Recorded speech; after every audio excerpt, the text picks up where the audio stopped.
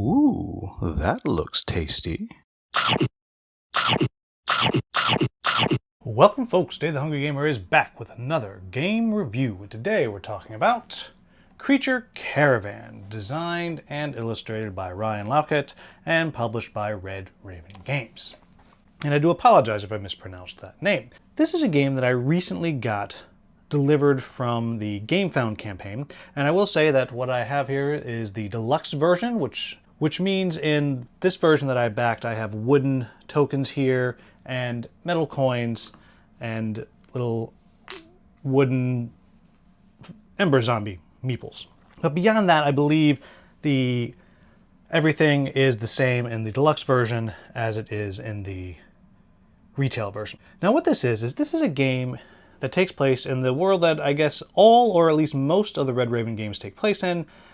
And in this particular part of the world, you are taking a caravan, traveling all the way across, trying to get to this safe city over here. I will say that there's actually one more tile that goes in there, but for the sake of this video, I've taken one of them out. And what's going to happen is you're going to be using dice to do dice placement to travel your way across the board, and as you go you'll be collecting more and more creatures to join your caravan, and these creatures will give you new abilities and they will give you different scoring conditions. You're also going to be able to score by defeating these ember zombies that I mentioned earlier and by doing basic trades.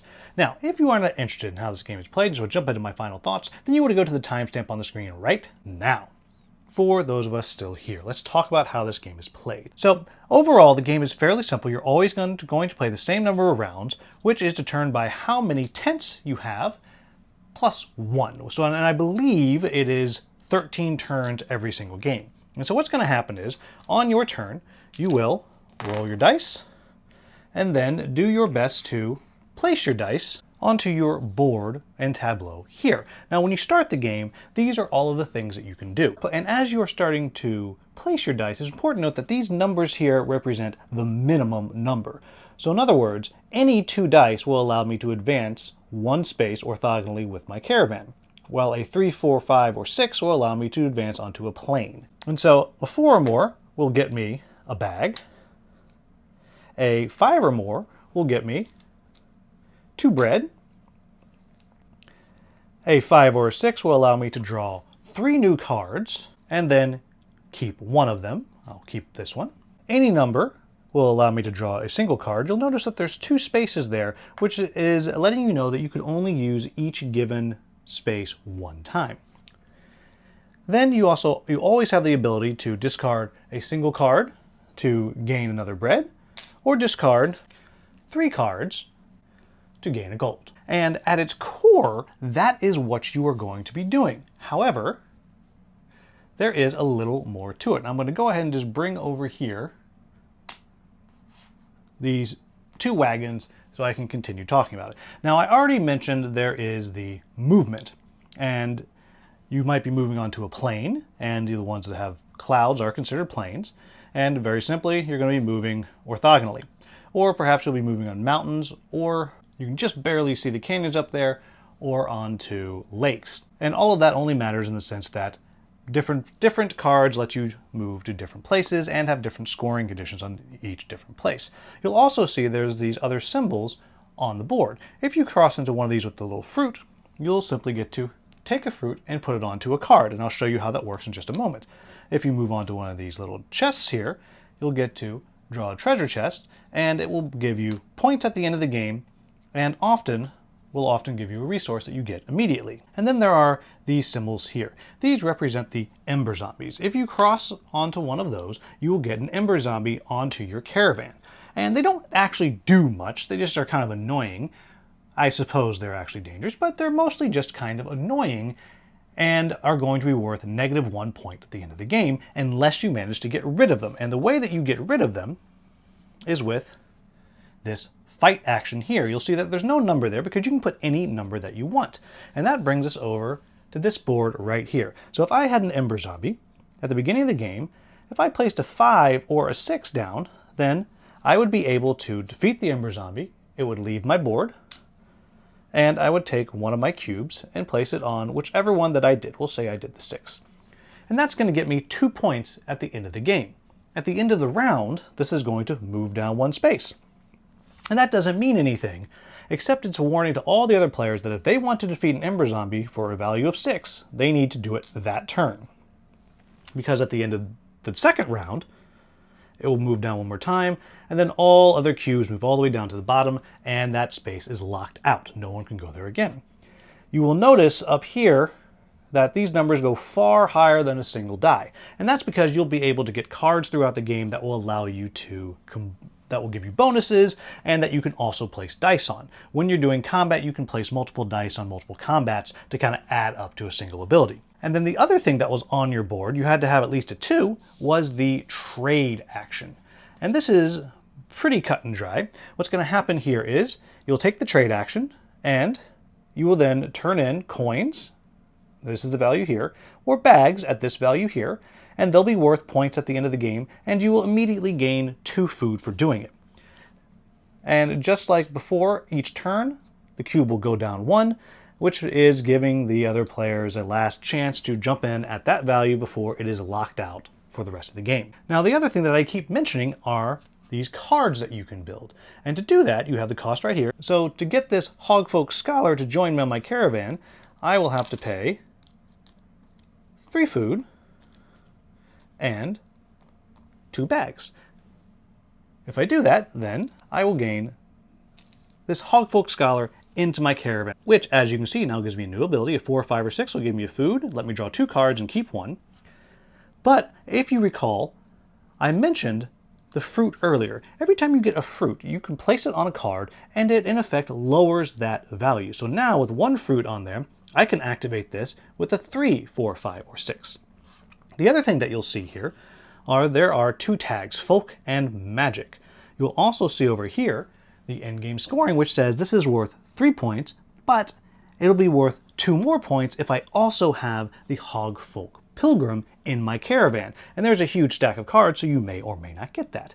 The other types of cards that you may find are these here, which come in the expansion, which in this case would cost me 1 bag, and then I could attach it to this card here. And I can attach it because, as it says, right here, requires folk. This is a folk. And it's going to make this card worth 1 more point at the end of the game. And when a die is placed on this creature, I can perform a trade action. So now I could place this here, I get a bread, 2 cards, keep 1, and I could do something over here. And as you can see, there are a ton of different types of creatures and cards that you can get, and they all do drastically different things. And there is a huge stack with tons of keywords, and as you're going through, you are building up your different scoring conditions by playing out all these cards that all kind of combo with some and are useless with others. The last thing that you need to know is every time you finish a turn and you're done moving, you will place down one of your camps. And then the next turn, you will move again, and at the end of that turn, you will place down another camp. And this will matter because you're going to get points at the end of the game for however many different locations have your camps on them, because if you don't move for 1 turn, you would actually place a second camp there, which would mean you're only going to score 1 time for that square.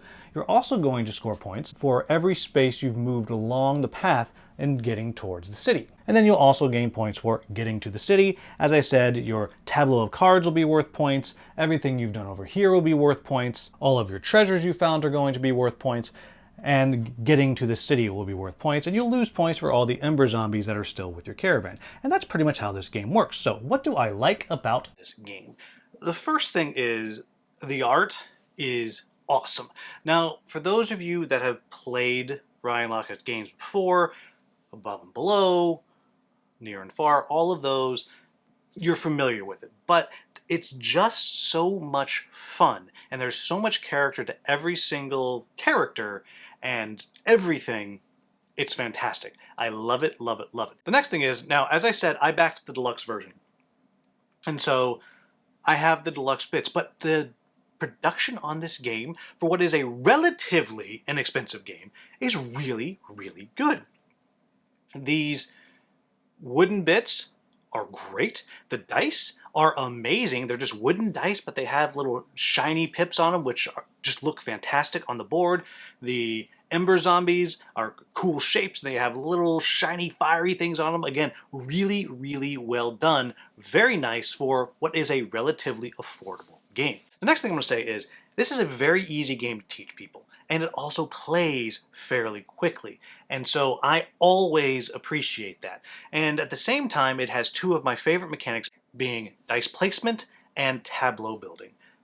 Two of my favorite, if not my favorite Euro game mechanics, and so putting these together in a way that it just works really, really well. I really enjoy building up the tableau, and I really love that sometimes you have this fight with yourself of, well, mechanically, this is really the way to go, but on the other hand, do I really want my poor hog folk, which are all in my caravan here, to have to deal with this gigantic bug creature that just is going to ruin the aesthetic, or vice versa. I have all these kind of bug critters. Do I want to add in a hog folk? I don't think so. And you kind of get to have these stories that you're developing of what your caravan is like as you're playing through. The first game I played, I had this lovely little these little grasskin creatures, as if I'm using the right term, are these tiny little people. And so I had these grasskin, one of which actually had his own house, and I imagine was just chilling on the back of this gigantic lizard. So I had this little grasskin living in a house on top of a lizard. That is awesome. I lost the game, but I feel like I won because that's what I had. But that aside, moving into the mechanics of the game, the things that the different cards can do are really satisfying.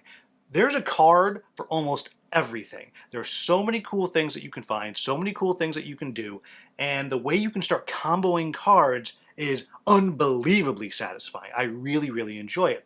I also like that the choices you're making going across the map really matter, because if you're not drafting cards that can fight, then very quickly you're going to be unable to fight any more Ember zombies, so you're going to have to be getting out of the way, going maybe the long way around. Or maybe you have cards that are going to work off of having more fruit, and so you're going to be chasing down that fruit to get those points, while at the same time realizing you have to get all the way across the board because that's where safety is, and that's also where more points are going to be.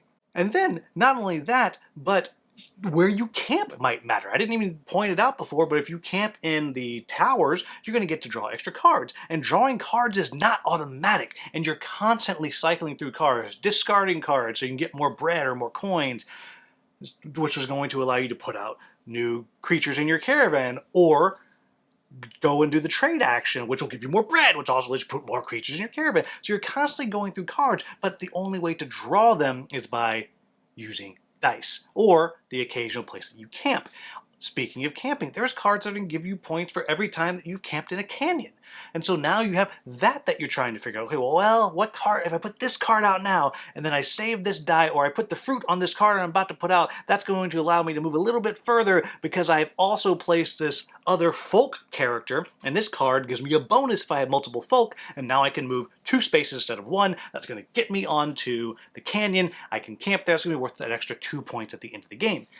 And it all kind of snowballs into this delightful puzzle that you're playing the entire game. And I just really, really, really think that works. So what are my quibbles with the game? Well, the first one is sometimes you can't get the cards that you need.